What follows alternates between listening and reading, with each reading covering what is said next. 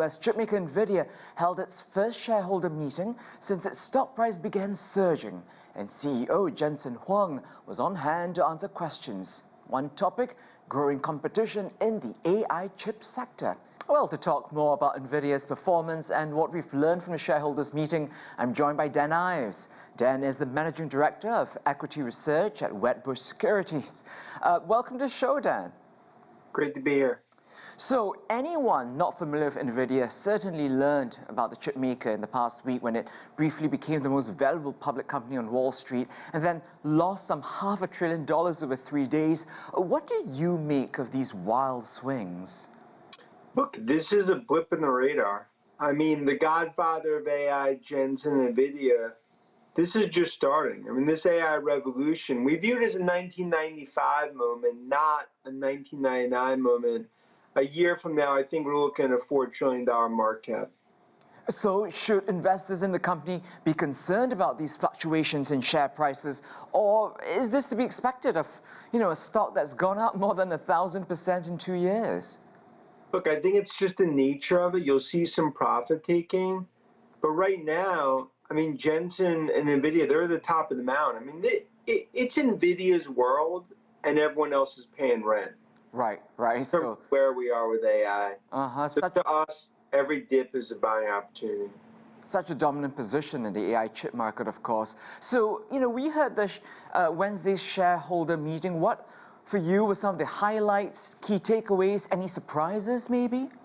Look, I think Jensen's bullish, right? I mean, like when he talks about just where demand's going, and of course, even some of the new chips that are coming out over the next few months, competition addressed, but we don't really see true competition for another 2 years. And I think when they talk about fourth industrial revolution, I think that's ultimately what's playing out.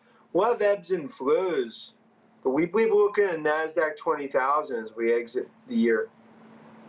So, as we heard also from CEO Jensen Huang telling investors that the company had reached a virtuous cycle, right? Essentially when one good event leads to another. And in this case, just its sheer large user base makes it so much more attractive to get new users on board. How do you see Nvidia maintaining this dominant position? Look, they're really the only game in town. And they're going to continue to innovate and continue to drive that cycle. Because for every player right now that's going toward AI, all the big tech players, look at all that CapEx, tens of billions. Where's that going to? It's Nvidia. And they're just going to continue to extend that lead in this AI revolution. So are there no key competitors that we should be watching for? Are they all just playing catch up at this point? It's all catch up. I mean, that's why Jensen's sitting there in his black leather jacket, drinking a cappuccino, because others are going to have to catch up. We'll have dips and ebbs and flows, and people worry about double ordering. But I mean, I've covered tech since late 90s. It's unlike anything I've ever seen. This revolution's just starting. It's 9 p.m. in the AI party that goes to 4 a.m. Good grief. You paint a really interesting picture here. So what needs to happen for any company trying to, even I assume by the way we've painted it, they can't break this dominance, but what can they do to even be in the game? Well, look, that's what Lisa Su and AMD are doing, what Pat's doing at Intel. I mean, they're just trying to get some spillover. And then the big tech players themselves, Meta, Apple, Microsoft, they're going to do their own chips. So at one point next few years, you will have competition. But they have such a lead right now in terms of Nvidia. That's why I think this is just the start of this next cycle that's starting to play out, led by Nvidia and, of course, Nadella and Microsoft. So I suppose the big question then, Dan, is how did Nvidia get to this point? How did it just, become so dominant, the only player, as you call it, in this game?